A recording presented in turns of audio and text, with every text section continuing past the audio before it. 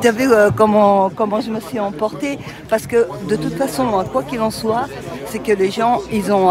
alors moi je vais te dire, aujourd'hui je suis dans le 3e arrondissement, et là je vois, mais vraiment, parce qu'il faut avoir de l'observation, c'est obligatoire. Et quand tu vois les gamines qui ont 14-15 ans, qui ont des tatouages sur leur mollet, mais plein pot, la représentation du diable, je vais dire, après tu vas dans un petit magasin là, pour les jeunes filles, parce qu'on a des jeunes enfants dans la famille, tu vois les gamines 14-15 ans qui ont des tatouages de diable à la poitrine, je vais dire, et après quand tu dénonces ça, on te dit bonjour, ouais tout le mais monde, bon, vous devriez être avec nous, pourquoi bien les de boire parents un ils peu. acceptent? Mais Macron, il est en train de bousiller votre avenir.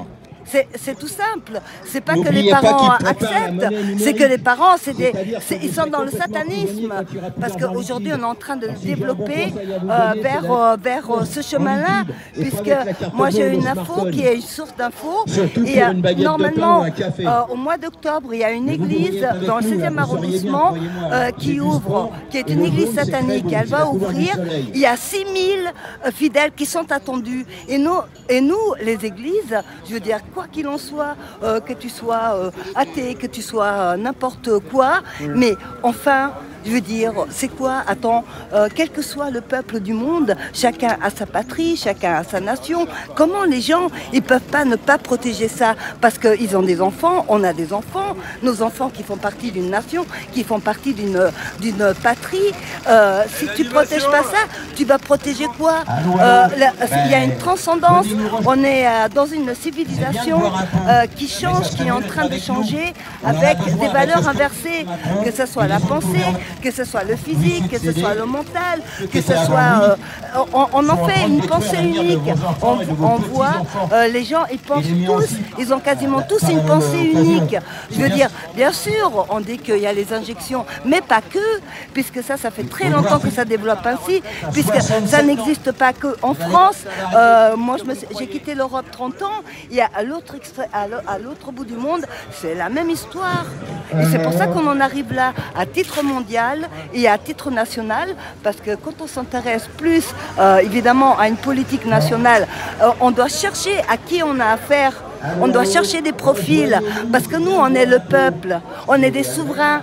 Je veux dire, le mot citoyen pour moi traduit esclave, parce que le mot citoyen c'est la collectivité, et la collectivité, il y en a un qui dit et tout le monde y va. C'est comme si tu allais à un abattoir, quoi. Je veux dire, c'est tellement important d'avoir un esprit critique en soi pour être un individu. Qui fassent, je sais pas, qui vivent dans une société plus ou moins en paix, pour préserver nos valeurs. Nos valeurs, c'est quoi? C'est de rester humain. Pourquoi les gens ne défendent pas des causes pour rester humains? Alors, tu vois les gens en train de gueuler, coller avec leur téléphone, comme si l'interlocuteur, elle était vraiment devant, et avec le gestuel et tout, et tu te dis, mais mince, c'est quoi le monde? Là, il y a quelque chose qui va absolument pas. Ça veut dire que les gens, ils s'en mettent vraiment dans un système. Moi, ma question, c'est de se dire comment on va s'en sortir, puisque tu essaies, on ne parle pas de vérité. La vérité, chacun peut avoir sa propre vérité. On ne peut pas s'affirmer avec une vérité.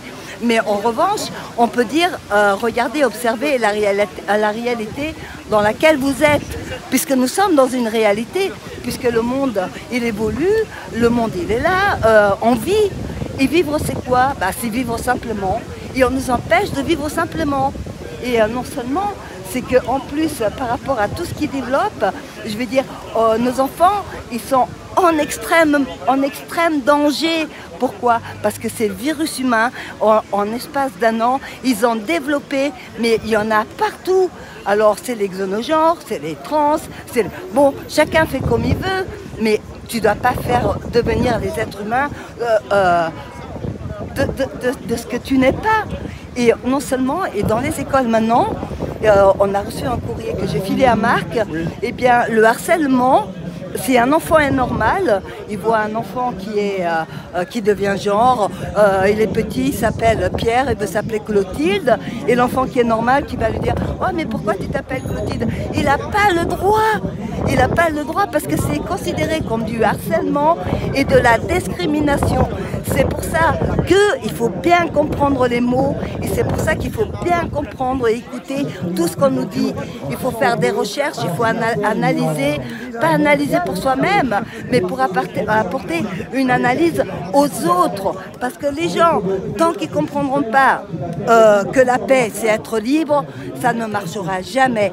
Et à l'heure actuelle, comment on est en guerre tous contre tous, puisque c'est la vérité, ça aussi, hein, on ne le cache pas. Hein, quand tu vois, tu n'as plus le droit de dire des mots, tu n'as plus le droit de t'exprimer, tu leur dis, bah écoutez, tu sais, c'est une bienveillance. La bienveillance, quand tu es quelqu'un qui exploite la paix en soi, c'est un travail, un sport de tous les jours, je ne dis pas le contraire.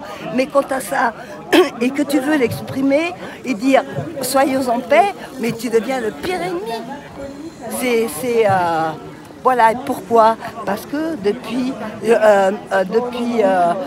notre civilisation, en fait, nous avons toujours été corrompus, voilà, quasiment depuis le début. Hein. C'est ça le truc, voilà. Hein. Ouais. Et puis, je sais pas. Après, vous êtes en colère depuis combien longtemps? Non, moi je sais pas. Moi, je connais. Alors, ce genre de situation, je suis navigatrice de profession. Navigatrice? Ouais, j'ai bourlingué pendant 30 ans à l'extérieur de l'Europe. Et moi, mon recueil que j'ai, il y a un recueil aujourd'hui où j'ai ouvert les yeux à la société parce que j'avais complètement oublié ce genre de système, enfin bref. Et depuis 1989, j'ai reçu un coup d'État du Venezuela qui était à l'époque, en 1948-49, un des pays les plus riches d'Amérique du Sud. Et la corruption s'est infiltrée et ils ont mis le pays, il est devenu misérable, plus que misérable. Les Bolivars, ils sont descendus, puisque j'ai vécu avec ce peuple-là. Hein, et voilà. Alors, votre famille est là-bas? Comment? Vous venez de là-bas? Ce sont vos origines, le Venezuela? Non, Portugal, moi. Ouais, tu peux me tutoyer, Rémi. D'accord. Bah, oui, le Portugal? Ouais. Et mais bourlinguer, aventurière. Ah oui, alors vous moi. Faisiez quoi pour alors ramener un petit peu à manger? Je suis voileuse, j'ai navigué, voilà, exactement. Alors tout au début, ma vie, elle a commencé vers 82-84, enfin à peu près dans ces années. J'ai commencé à naviguer avec des bateaux à voile. Je suis puriste, j'ai quasiment jamais rien consommé de ma vie. Consommer de drogue? Non, consommer ni de drogue, ni de rien de tout ça, bien sûr que non. Là n'est pas la question. Pas trop de sucre, pas trop de sel? Voilà, parce que de toute façon, dans les pays là où j'arrivais, parce que j'ai fait énormément d'îles, eh bien, on n'avait pas ces grands magasins, on n'avait pas toute cette consommation. Ah, vous consommez local, quoi? C'est exactement, c'est ce qu'on appelle, on arrive dans les petits lolos locaux et effectivement, on mangeait ce qu'il y avait sur le tas et qu'est-ce qu'on trouvait sur les étagères. En vérité, c'était 3 ou 4 bouteilles de Coca-Cola en verre qui étaient qui étaient encore moins chères que l'eau, je précise. Et voilà. Et ça? Un peu partout, hein, côté Pacifique. Pendant 30 ans, vous avez voyagé? Ouais. Mais 30 ans et après... J'ai vécu sur l'eau, j'avais mon bateau, j'ai eu 2 bateaux. Vous viviez comment alors? Au début, quand je suis partie avec mon ex-compagnon de route, on avait la structure d'un château gonflable qu'on mettait sur le pont. Et ensuite, là, on arrivait en escale. Eh bien, moi, je faisais les mairies ou autre. Il y avait un pressbook. Et ensuite, on exploitait le château, soit pour de la publicité, ou soit pour faire de l'animation, avec des exposants pour enfants ou autres. Enfin, il y avait des tas de formules. C'est événementiel, quoi. Ouais, voilà, ça faisait un peu partie de l'événementiel. Vous avez décidé de partir d'où de France il y a 30 ans? Ouais. Et vous êtes revenu quand? Enfin, t'es revenu quand, pardon? 2016. 2016? Ouais. Un petit peu avant le début des Gilets jaunes, quoi. Voilà, parce que pour la simple raison, c'est que En fait, j'étais sur un projet avec Florence Arton, ma meilleure pote, évidemment. Hein, Oui. parce que, en fait, moi, je ne suis pas renommée, Oui. mais j'étais quelqu'un d'extrêmement populaire. Hein. D'accord. Bon, bah, j'ai des magazines, j'ai des interviews, je suis déjà passée à TF1. On te retrouve comment, Maria Non, moi je suis nulle part, j'ai été piratée à la dure après la mort de Florence Artaud. On m'a attaqué aussi, donc, mais en virtuel. Tu veux pas qu'on aille faire une recherche? Je sais pas, mais sur mon nom à moi, Oui. je sais même pas, parce que moi, sur Internet, enfin, j'ai quasiment tout bloqué. Mais bon, Ah, ça d'accord. c'est encore une histoire à part. Hein. Mais bien sûr, je peux Ça présenter... manque un peu la voile ou pas? Ça te manque? Bah, je vais naviguer au mois d'août, en fait.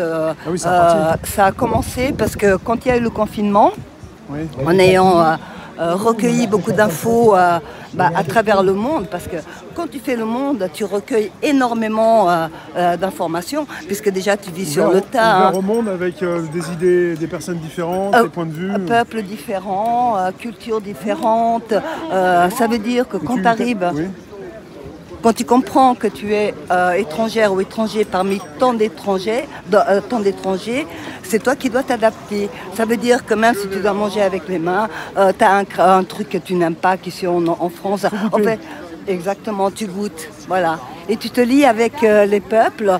Et ce que le peuple extérieur, parce que ça existe, ce qu'ils m'ont appris, ou peut-être je l'avais déjà sans le savoir, c'est qu'on peut avoir de l'amour pur envers les gens, envers les enfants, envers la nature. Et non seulement, c'est qu'en plus, c'est que dans ces peuples, tu offres une chemise, ils t'offrent leur vie.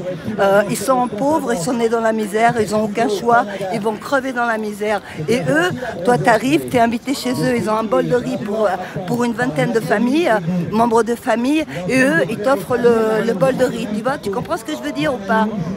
Et, tu étais parti dans combien de pays? Enfin, tu as fait tout le tour du monde.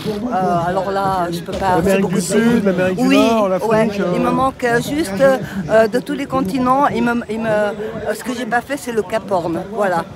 Et le reste après, voilà. Avec un bateau à voile, on peut aller partout. Partout. Tu peux aller partout, même dans les côtés terre où c'est énormément luxuriant, là où personne ne peut passer, toi tu arrives dans une crique avec ton bateau, tu vois. Et sans consommation, tu n'as pas besoin, tu vis quasiment en short, en t-shirt. Bon, après, ce que tu as besoin, c'est d'avoir des vêtements de haute mer, mais du reste après, voilà. Hein. Et bon, évidemment, j'ai énormément fait les îles. Hein. Mais en ayant la possibilité comme toi de partir quand tu le souhaites, par exemple, en voile, en bateau, tu peux t'extraire un peu des règles et des lois d'une société injuste. De tout. Alors moi, je peux prétendre liberté, libre. Je l'ai connu. Je suis témoin, je l'ai vécu et ça, je témoignerai parce que je suis en train d'écrire un livre où je témoigne justement de cette liberté parce que moi, je suis arrivée dans des endroits, eh bien, j'ai mis pied à terre, mes pieds de marin, ont piétiné la terre et on m'a demandé ni pièce d'identité, ni passeport, ni l'acte de francisation. L'acte de francisation, pardon, qui veut dire le passeport du bateau. Rien. Oui. Et on a vécu des histoires avec les peuples, c'était magique, avec un partage mais tellement vivant. Et c'est vrai que pour moi aujourd'hui, débarquer, mais pourquoi je suis ici? Eh bien parce que j'ai des petits-enfants, j'ai une famille, voilà. Et j'essaie de défendre, je ne sais pas ce qu'on peut faire, comment on va y arriver.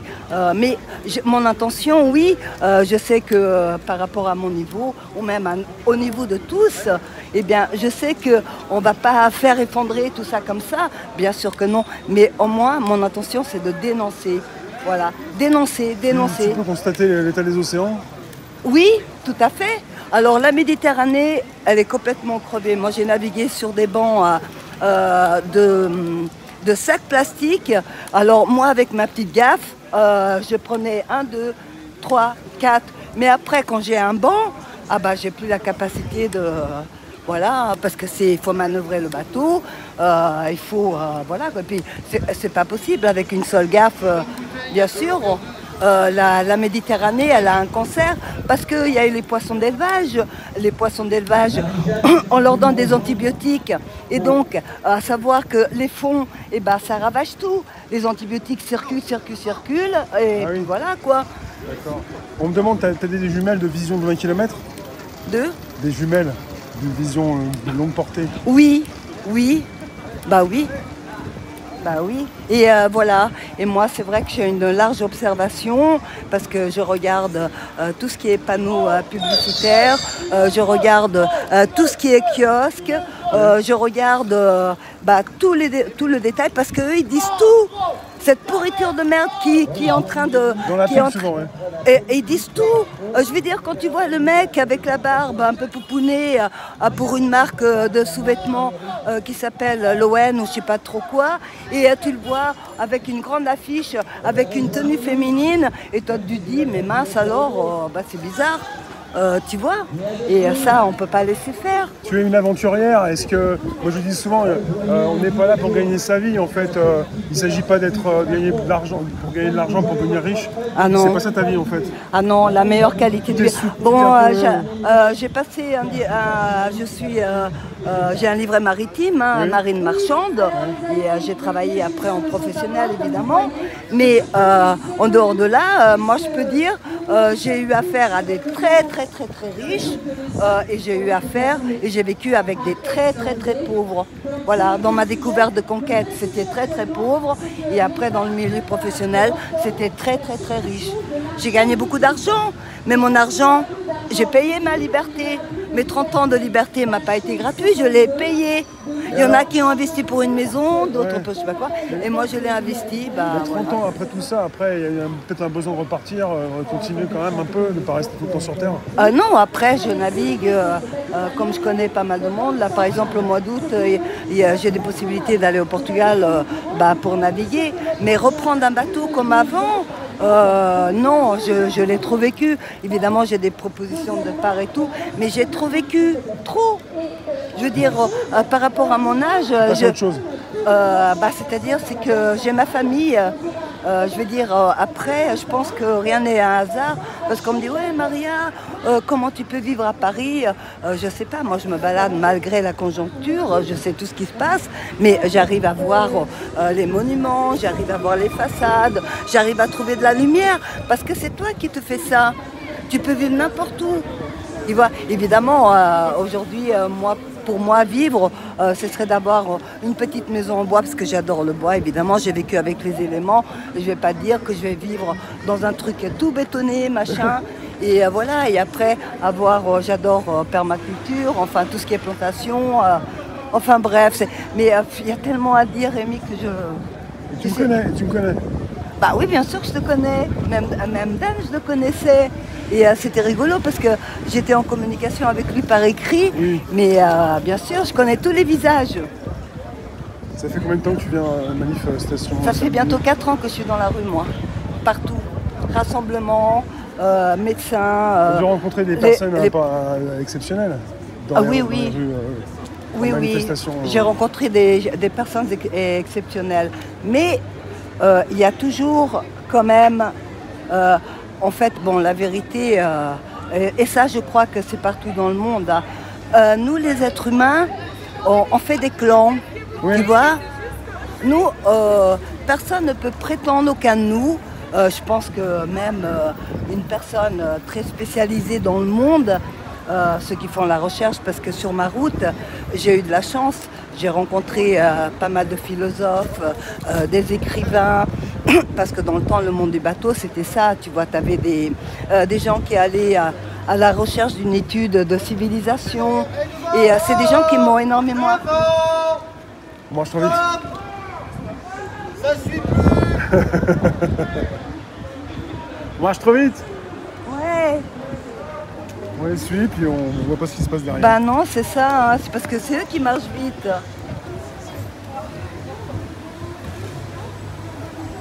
Et donc voilà. Même Gabriel est fatigué là. Enfin, Gabriel, on marche trop vite. on marche trop vite. Il est sportif. Hein. Ouais, bah écoute, mais c'est T'as bien. une bouteille d'eau? Oui, j'ai ce qu'il faut. Il est plein. Et puis non seulement, tu vois, c'est que Il faut savoir que moi, mon premier bouquin de Jacques Attali, je l'ai lu dans les années 90, où c'était L'homme nomade. Ah. Alors je peux dire exactement ce qu'il dit aujourd'hui, mais t'as des frissons.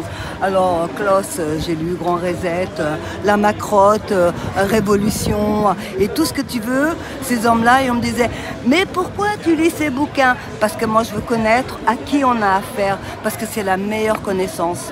On pourra dire tout ce qu'on voudra, hein. On pourra me reprocher, ouais mais tu devrais pas lire ça, parce que beaucoup de gens me l'ont dit, hein. Et moi j'aime la connaissance, j'aime savoir à qui j'ai affaire. On se rend compte de plus en plus, il faut lire, et c'est oui. pas plus mal, tu as bien compris. Ouais. T'as vu, hein? Est-ce que, je veux dire, on se rend déjà beaucoup plus compte. Les amis sont à fond là. C'est Marie-Jeanne. Ah, c'est Marie-Jeanne. Je te remercie en tout cas. Ouais, donc, je t'en prie tout à l'heure. ouais. Tiens, le son, il est... L'octobre, il sera...